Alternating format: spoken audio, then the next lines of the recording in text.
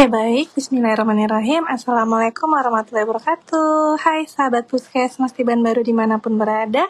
Kembali lagi dengan saya Denita Putri Pratiwi SKM yang akan menemani sobat sehat semua selama kurang lebih 45 menit hingga 1 jam ke depan dalam informasi kesehatan Puskesmas Tiban Baru atau yang disingkat dengan Intan Tibar. Jadi kita di bulan Februari ini Intan Tibar kita udah yang ke-22 ya, sesuai dengan flyer yang sudah di-share sebelumnya ya di story IG ataupun FB Puskesmas. Tema kita pada bulan ini yaitu tentang pentingnya pemantauan tumbuh kembang dan pemberian obat cacing pada anak. Baik, kita undang hari ini, kita kedatangan ada 3 narasumber ya. Ini udah ada yang bergabung 1 orang. Oke, yang pertama itu ada Dr. Evi, dokter penanggung jawabnya, terus ada Ibi dan Eva dan perawat Evi. Oke, sudah bergabung dengan kita semua sore hari ini dengan Kakak Bidan Eva. Halo Kakak Bidan. Hai Puput. Lagi di mana Kak? Udah pulang ya? Udah mandi, udah makan. Mantap.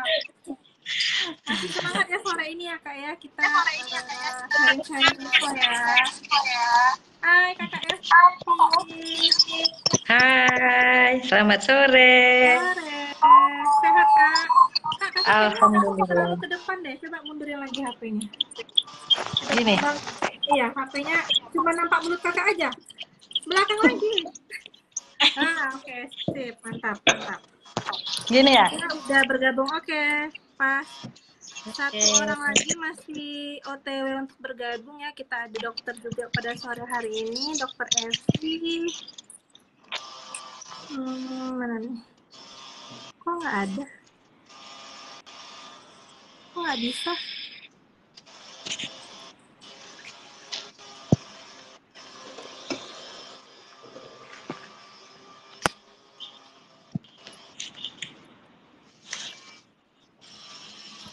Sister Evi, mana Sister Evi?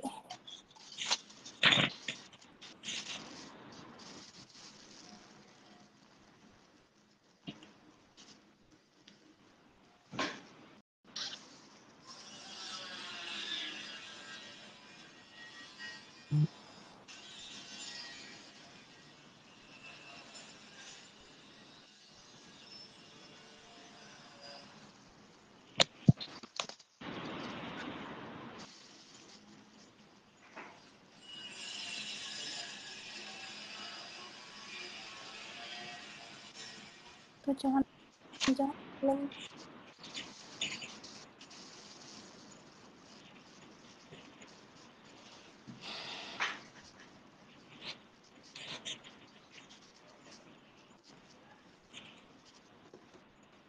Kak Evi. Nah ini dia. Eva, sekali sore ini apa? Semangat Kak. Semangat dong. Kak Eva dia glowing seperti ini. Hai.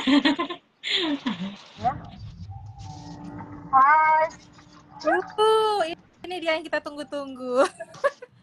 Ibu dokter lagi nyetir. Masih mobil ya? Pulang ya? Iya, nggak apa-apa ya. Oke, udah lengkap ya 4 orang pada sore hari ini. Yang pertama, kenalin dulu nih teman-teman semua. Ada Dr. Evi Sofiani Lingga. Halo kakak dokter. Sehat? Alhamdulillah. Yang kedua ada perawat Evi. Evi juga hari ini. Jadi ada 2 Evi dan 1 Eva. Eva Aku nyelip 1 D sama. Halo kakak Evi. Sehat ya kak? Halo. Dan yang terakhir ada Bidan Eva ya, selaku penanggung jawab SDDTK ya kakak ya. Jadi pagi ini pula sore hari ini tentang tumbuh kembang anak dan pemberian obat cacing. Kebetulan kita bulan Februari berbarengan dengan vitamin juga ya, obat cacing dan di TK kita turun itu ada deteksi infeksi tumbuh kembang ya kakak Eva ya, benar ya? Ya. Oke, baik kita ke itu dulu ya, intermezzo dulu ke teori Kak Dokter, berbicara dengan tumbuh kembang, sebenarnya apa sih itu tumbuh kembang pada anak? Kakak Dokter boleh dijelaskan sedikit?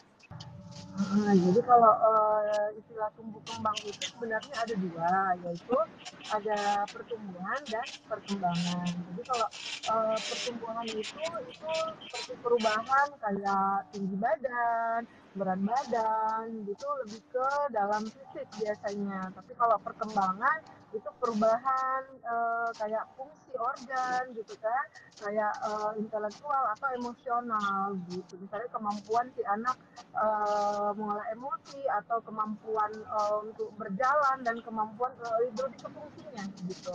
Itu untuk ke perkembangan gitu sih kalau dari pertumbuhan dan perkembangan perilaku. Gitu ya Kak Dokter ya. Oke, baik. Jadi kita setiap orang tua tentunya ingin tumbuh kembang anak kita optimal ya Kakak Dokter ya. Jadi Iya, apa aja sebenarnya faktor-faktor yang mempengaruhi kualitas tumbuh kembang seorang anak itu Kakak Dokter boleh? nah jadi faktor ya yang mempengaruhi itu kayak misalnya genetik gitu kan, atau lingkungan gitu. Lingkungan kalau dari genetik itu misalnya dari memang ada riwayat bawaan misalnya kayak gitu ya, itu ada juga. Terus ada lingkungan misalnya dari segi biologis, dari segi psikologis anak, ekonomi, sosial, dan budaya. Nah itu juga mempengaruhi ya untuk perkembangan suatu anak. Terus kalau dari segi perilaku juga mempengaruhi. Misalnya perilaku pola tumbuh kembang anak yang sudah tertanam biasanya itu dia akan mencontoh ketika dia dewasa. Misalnya perilakunya itu udah tertanam bagus misalnya dari kecil dan menyenangkan, biasanya itu ketika dia besar nah akan tertanam ke dia gitu. Atau sebaliknya kalau dari buruk, nah nanti akan mengikut ke kayak gitu. Nah jadi itu mempengaruhi sangat dari genetik, lingkungan, dan perilaku. Itulah yang akan membentuk suatu pertumbuhan dan perkembangan suatu anak. Gitu. Ya Kakak Dokter tadi ada genetik, lingkungan, sama perilaku ya. Iya, Oke, benar. baik, terima kasih. Nah kita ke PJ programnya nih, PJ program anak tumbuh kembangnya ya Kakak Bidan ya. Di Puskesmas ada kegiatan namanya stimulasi deteksi atau disingkat SDDK tadi nih. Apa sih itu Kak? Pentingnya sama tujuan kegiatan ini? Boleh dijawab? Ya. Jadi saya sebagai pemegang program SDDTK atau yang kepanjangannya stimulasi, deteksi dan intervensi dini tumbuh kembang anak itu. Kenapa sih harus dilakukan? Nah, jadi ada dua hal yang perlu diperhatikan. Yang pertama yaitu untuk memastikan bahwasanya anak itu telah kita pantau secara optimal, bahwasanya perkembangan dan pertumbuhannya itu sudah sesuai dengan klasifikasi umurnya. Seperti itu yang pertama. Kemudian yang kedua, untuk mengurangi kerugian sosial ekonomi. Kenapa? Contohnya nih, kita melakukan screening SDDTK kepada seorang anak. Nah, jadi di dalam screening SDDTK ini kita temukan penyimpangan pada seorang anak. Nah, jadi setelah kita lakukan screening SDDTK, kita dapatkan penyimpangan, kita dapat penerangan dini. Jadi kita dapat mengobati terapi dini untuk anak tersebut sehingga nanti anak ini dapat bertumbuh dan berkembang sesuai dengan umurnya. Nah, jadi tidak merugikan sosial ekonomi kepada masyarakat ataupun negara, bahkan untuk keluarganya. Tetapi jika kita screening SDDTK seorang anak terlambat, contohnya nih, seorang anak screening terjadi penyimpangan, padahal dia sudah terlambat dalam melakukan screening, otomatis dia menjadi tanggungan negara dan tanggungan keluarga. Jadi ada hal yang membuat kenapa harus penting. Pertama tadi memastikan anak harus optimal, kemudian mengurangi kerugian sosial dan ekonomi. Seperti itu adik. Oke, berarti kalau tidak kita deteksi ataupun stimulasi secara dini itu nanti akibatnya bisa lebih jauh kemana-mana gitu ya Kak Eva ya. Iya. Jadi memang lebih harus. Iya. Nah untuk usia intinya kenapa dilakukan SDDTK. Sekarang tujuannya, yang pertama, kita harus pertama tujuannya memantau pertumbuhan dan perkembangan umur anak dari 0 sampai 72 bulan. Nah, seperti 6 tahun. karena melakukan screening SDDTK, kemudian kita melakukan intervensi dini penyimpangan seperti yang saya jelaskan tadi. Kenapa pentingnya kita dapat pelaksanaan penyimpangan tersebut secara dini.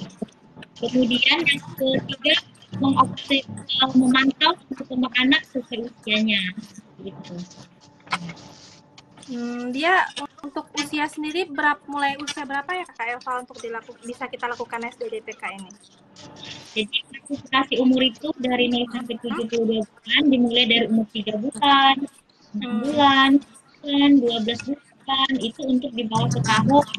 Kemudian nanti 1 sampai 2 tahun, nanti dia akan ditambah 3 bulan, 3 bulan, 3 bulan seperti itu. 3 bulan ya Kakak. Terus kalau prinsip mungkin ada nih prinsip dasar dalam SDDTK sendiri yang harus kita perhatikan gitu Kak? Ada. Jadi prinsip penerapan pelaksanaan SDDTK itu ada 2 hal. Yang pertama yaitu kita harus memperhatikan sasaran. Jadi sasaran itu harus kita perhatikan dulu. Contohnya nih, kan kita di Posyandu, kita pelaksanaannya itu ada 2 tempat. Yang pertama di Posyandu. Di Posyandu ini, sebelum kita melakukan Posyandu, untuk ibu-ibu kadernya itu sudah mengklasifikasikan umur-umur berapa aja yang harus di SDDTK pada saat itu. Kemudian kita laksanakan juga di sekolah, yaitu prasekolah, dari umur 60 sampai 72 bulan, seperti itu. Prasekolah ini di TK ya? Ya, di TK dan di pos PAUD. Oke. 2 bulan.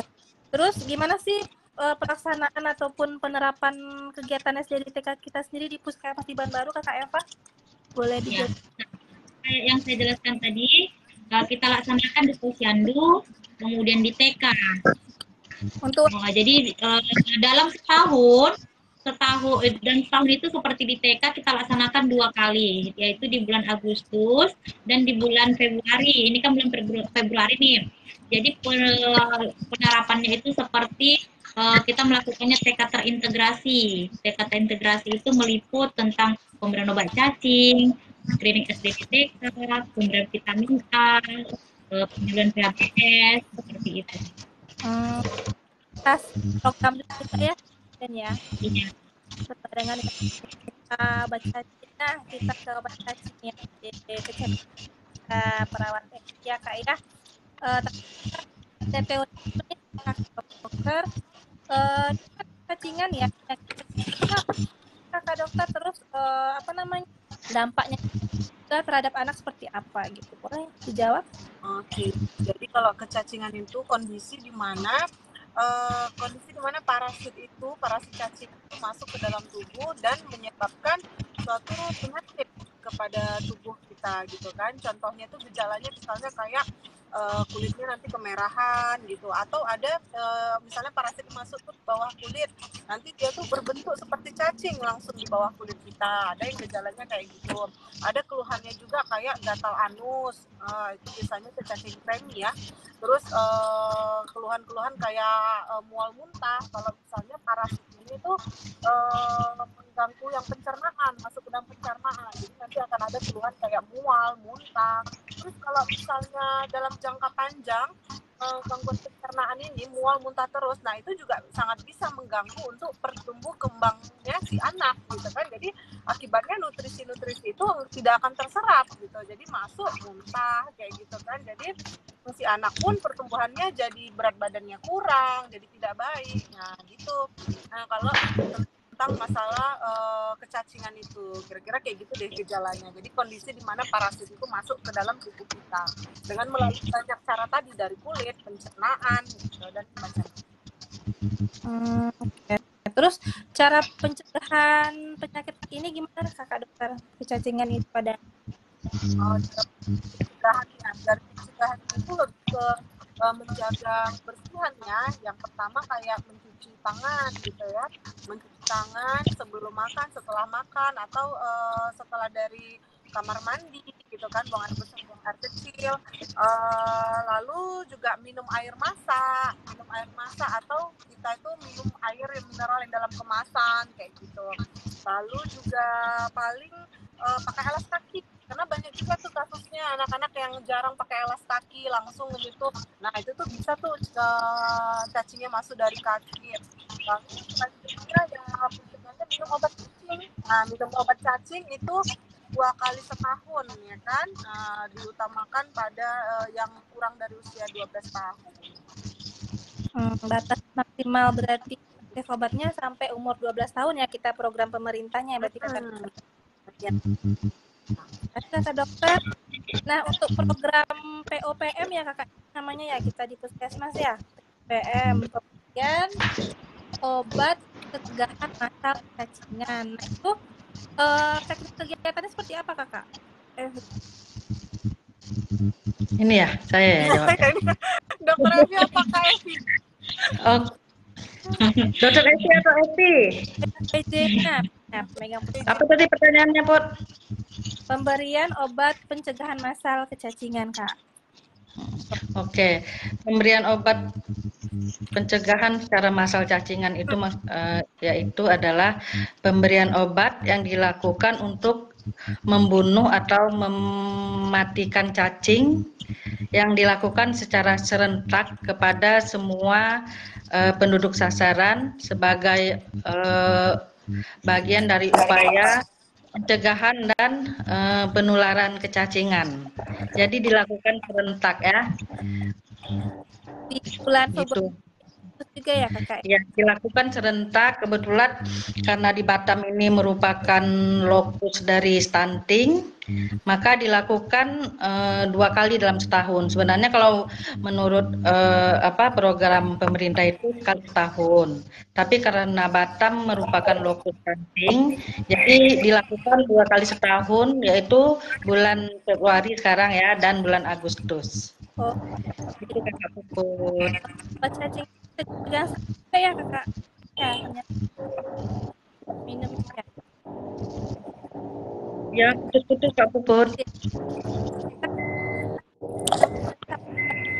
Ternyata ya, dengar nggak? Nggak dengar loh, putus-putus suara Puput. Ya. Kak Eva dengar nggak Kak? Dengar. Oh, jaringan kali nih, karena kayaknya sebentar nih habis hujan ya. Gerimis. Wih, Kakak dokter lagi bawa mobil. Udah mau mati sih, sudah 5%. Iya, siap. Nah, Oke, udah bagus nih Kakak Puput, boleh pertanyaannya diulang. Apa? Gimana? Udah boleh pertanyaannya, udah bagus, sudah.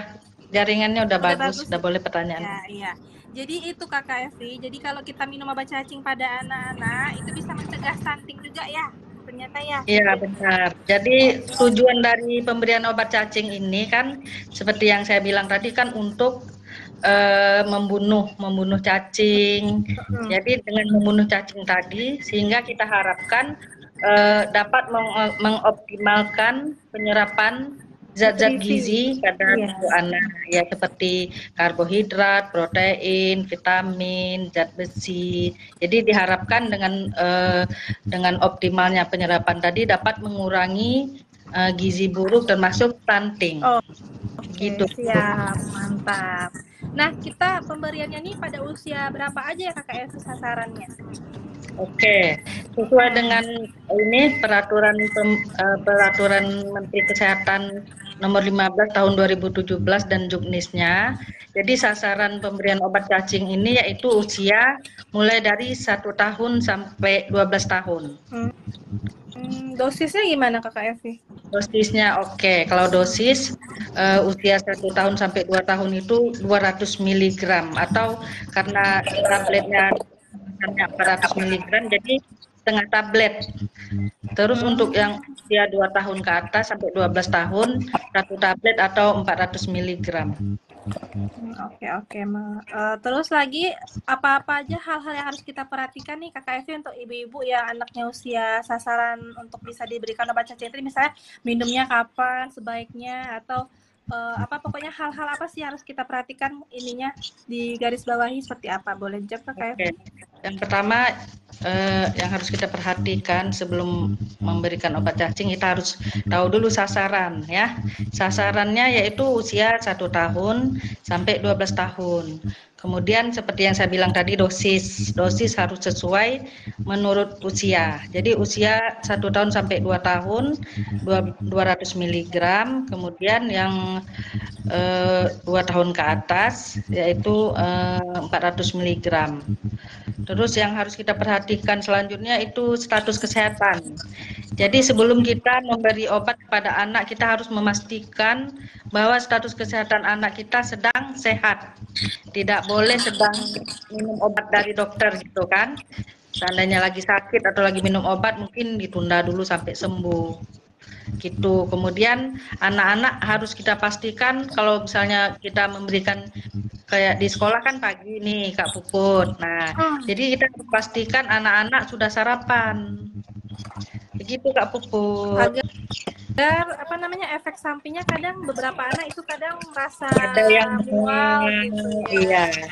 Untuk mengurangi efek samping tadi ya.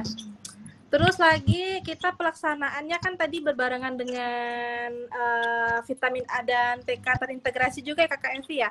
Ya benar. Terus lagi untuk anak-anak yang tidak hadir itu biasanya kita ada boleh dibawa pulang ya Kakak Evi berarti ya obat cacingnya ya? Boleh ya. Seperti selama ini kan kalau di posyandu kan kadang-kadang tidak semua anak yang datang ke penimbangan. Jadi nanti kader-kadernya akan sweeping ke rumah-rumah yang ada balita. Jadi kader-kadernya akan memberikan nanti dititip sama orang tuanya. Kemudian kalau untuk di sekolah, anak-anak yang kebetulan hari itu tidak datang akan kita titip juga sama guru. Jadi diharapkan semua sasaran penduduk untuk yang minum obat ini wajib minum obat cacing ini. Oke. Kebetulan ada pertanyaan nih Kakak Evi, boleh jawab langsung kali ya, takut tenggelam, dari Bidan Mira. Oke. Sebaiknya pemberian obat cacing di waktu pagi atau malam ya Bu Evi? Izin Bu bertanya. Gimana tuh Kakak Evi? Baik, buat Ibu Bidan Mira, saya akan coba menjawab. Sebenarnya bisa sih Bu, pagi juga bisa. Selama ini kita kan melakukan pemberian obat cacing di posyandu dan di sekolah-sekolah pagi. Dan kita kalau yang di sekolah biasanya siswanya itu makan di tempat, minum di tempat obatnya. Jadi nggak apa-apa, pagi juga boleh. Yang penting kita pastikan yang seperti saya bilang tadi, harus perhatikan yang minum obat cacing harus sehat. Kemudian kita pastikan bahwa anak-anak kita sudah sarapan di rumah. Begitu Bu Mira.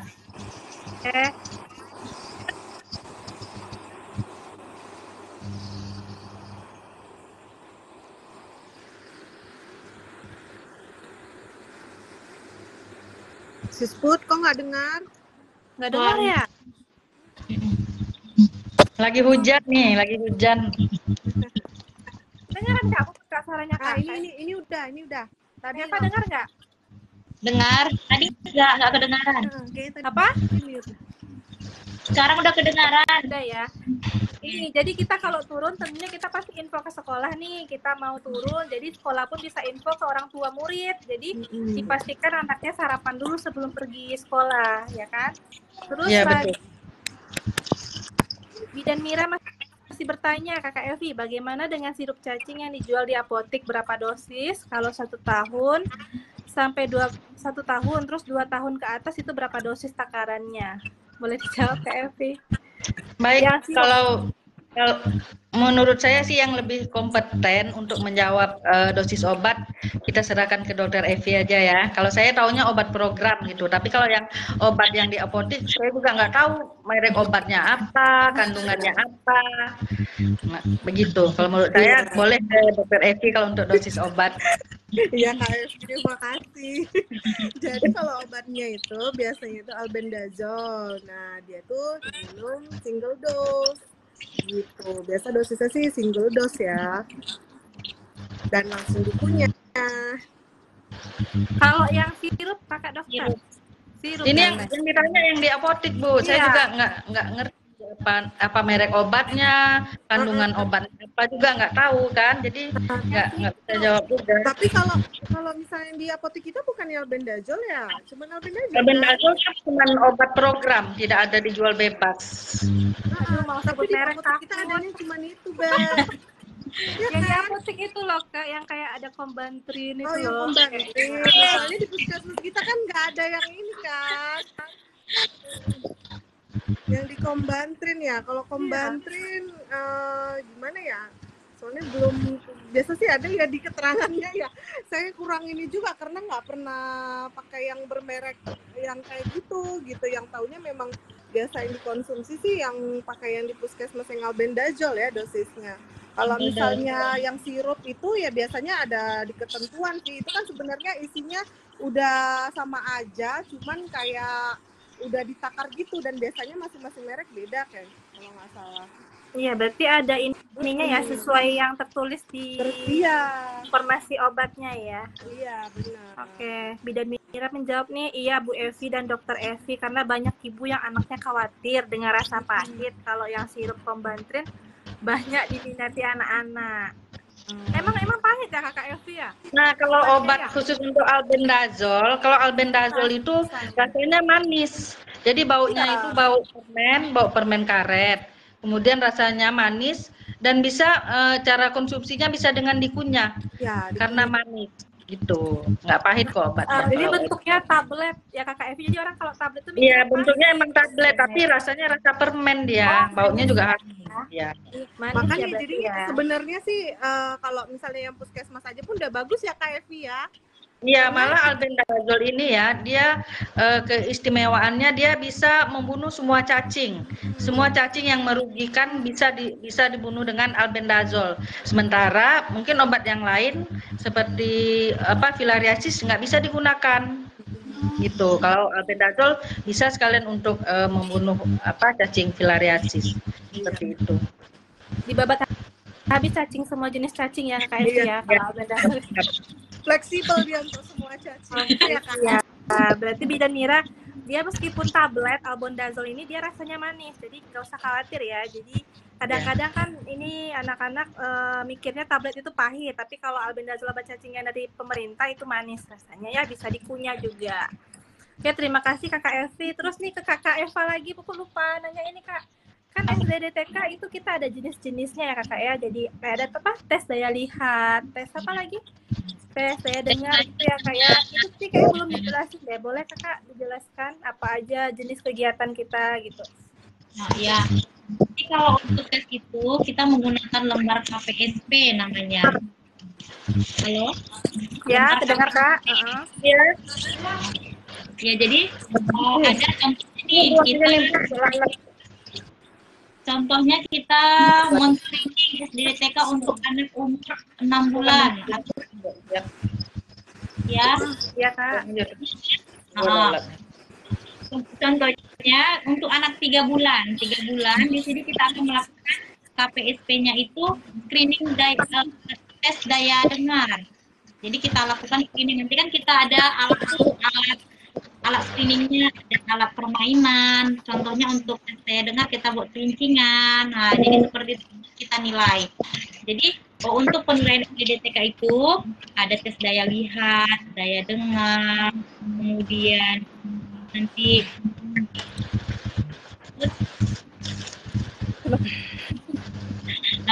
jadi klasifikasi umurnya adik puput.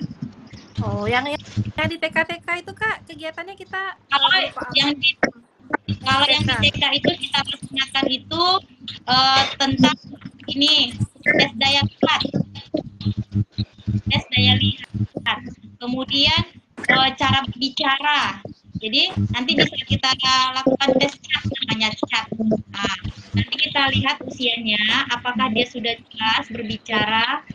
Seandainya nanti kalau seorang anak tidak bisa berbicara, bisa dikatakan dengan speak delay. Kita temukan penyimpangan dengan speak delay, nanti kita akan mengedukasi ke orang tuanya, membawa anaknya untuk konsul ke dokter anak sesuai dengan kasus rujukan mereka di mana. Kemudian nanti mereka akan dikonsultasikan ke dokter tumbuh kembang seperti itu. Itu kalau ditemukan gangguan tumbuh kembang penyimpangan tumbuh kembang pada seorang anak, contohnya di TK. Terima kasih ya Kak Eva. Terus untuk kegiatan kita SDDTK ini ada kendala dan hambatan nggak Kak dalam pelaksanaannya kira-kira?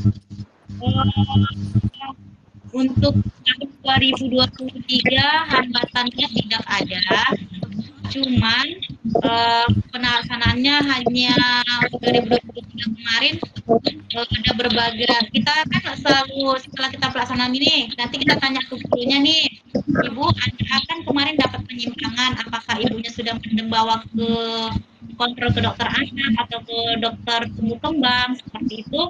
Setelah apalagi mereka sudah bawa, jadi mereka sudah kontrol ke dokter ini tumbuh kembang, jadi tidak ada masalah ditemukan di tahun 2023. Kemudian untuk tahun 2024 karena kan sekarang kan bulan Februari nih, kita sudah pelaksanaan screening SDTK, sudah 3 TK kita jalani.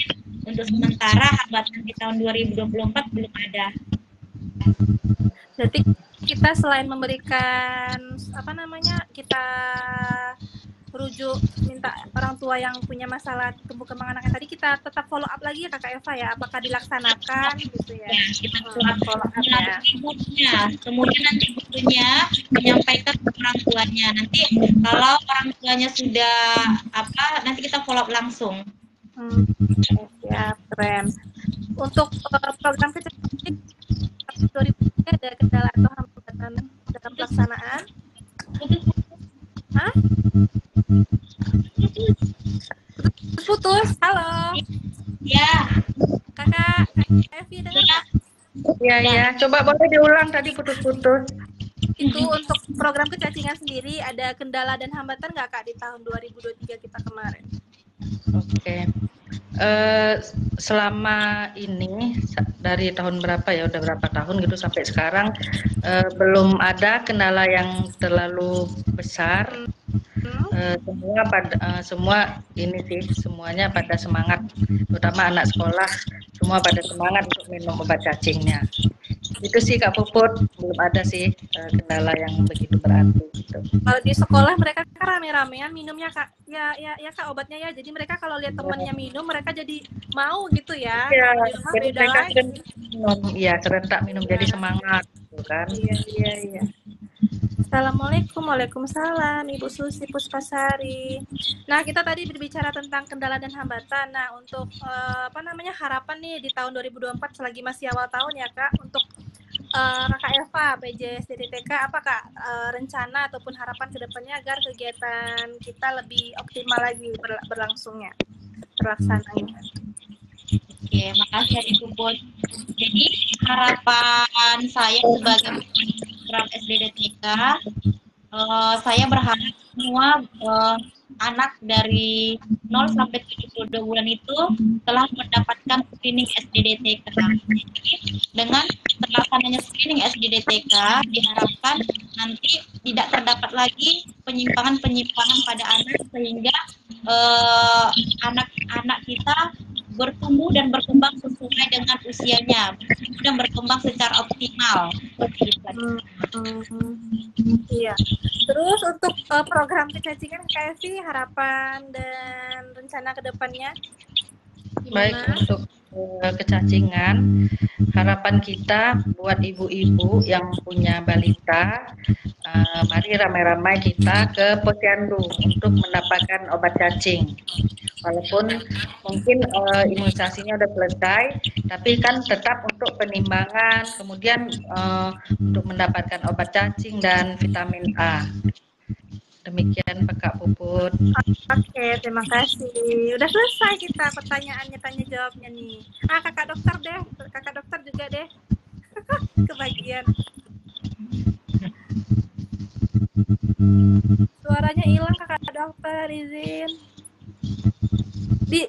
Dibisukan itu kayaknya. Belum di-on kan lagi. Dibisukan. Masih mute. Iya, Masih ada tanda itu, tanda Iya. mikrofon disilang. Punya kakak dokter S. Ayo lo, bingung. Terlempar sepertinya pemirsa. Salah klik dia itu. Salah pencet. Iya, bener kayak salah klik deh kak. Oke, dari penghujung tanya jawab nih kepada sobat-sobat sehat nih. Kami juga yang nonton sore ini 8 orang. Tapi Iya, nggak tahu ramai banget ya. aja. Iya, Kapan ramai. lagi ya udah nonton? Biasanya nggak sampai lebih dari 5 orang kak. Ada 8 orang sore ini. Kayaknya pada gabut di hari hujan Orang ya. ya? 800 orang ya? Oh, 800 orang ya. bidan Mira. Bidan Mira. Kak Evi tambahin hal aja. Apa kata bidan Mira nih? Aduh ke tenggelam iya Bu Evi. Bukan. Sama-sama tim sukses. Tim PKM Bandar. ses. Semoga makin jaya. Saya Masya juga Allah. Amin. makasih bidan Mira. Semoga sharing ilmu kita sore ini dapat bermanfaat ya sobat sehat. Selain itu kita juga nanti bakal upload di YouTube Puskesmas ya. Siaran langsung kita sore hari ini. Apakah ada lagi yang ingin bertanya pada sobat sehat semua sebelum kita tutup tanya jawab kita pada sore hari ini tentang tumbuh kembang dan kecacingan? Ada Bu Dokter Hida baru bergabung. Halo Bunda. Hai Bunda.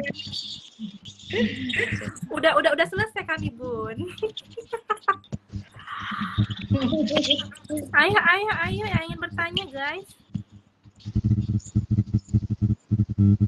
Berkunjung ke PMB, praktik mandiri bidan. Alhamdulillah luar biasa tema sore ini. Iya, bidan Mira berhubung. Tadi udah ada pertanyaan tadi Bun, udah dijawab. Sudah dijawab Bunda. Setelah Setelah Bu Sri itu, mau nanya nggak Bu Sri? Bu Sri Hai dia, Bu Sri. Bu Sri dia udah paham ini nih. Udah tahun Bu Sri ya, udah total sudah. tahun. Udah katam sudah Bu Sri. Iya, udah kadar senior ya Bu Sri ya. terima kasih. Nah, Yang nanya cuma satu orang Bunda. Nanti kita hubungi via chat Bu Bidan Mira. Kalau tidak ada kepada sobat sehat semua, nanti kalaupun ada pertanyaan di luar materi kita hari ini bisa langsung tanya di pesan messenger Facebook ataupun DM Puskesmas, DM IG Puskesmas ya. Insya Allah kita akan langsung jawab pertanyaannya masuk ya. Oke, kalau tidak ada lagi kayaknya udah deh ya.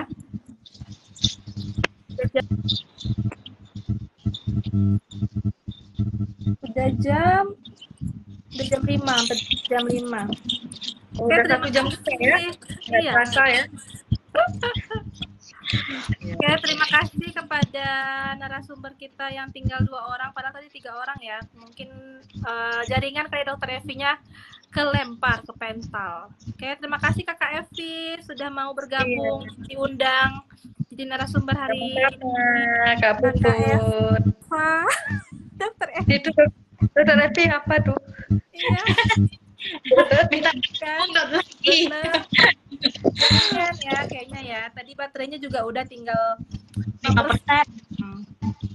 Oke, kami harap maklum untuk kali ini, Dokter. Terima kasih juga Kakak Eva, Kakak Bidan sudah berbagi ilmunya. Jangan kapok ya diundang tibar ya. Ya. Curcol buka Dokter Evi disuruh. Oke, terima kasih juga kepada Dokter Evi masih nonton ya, Kakak Dokter Evi ya. Dokter Evi Liza baru bergabung. Baiklah, untuk tidak kemana-mana lagi pembahasan kita, nanti mungkin untuk upload di YouTube ya. Kepada sobat kita langsung nonton di YouTube-nya untuk kalau mau dinonton ulang, di watch sekarang hari. Oke, lebih dan kurang maaf, sampai jumpa lagi. Ya, See you.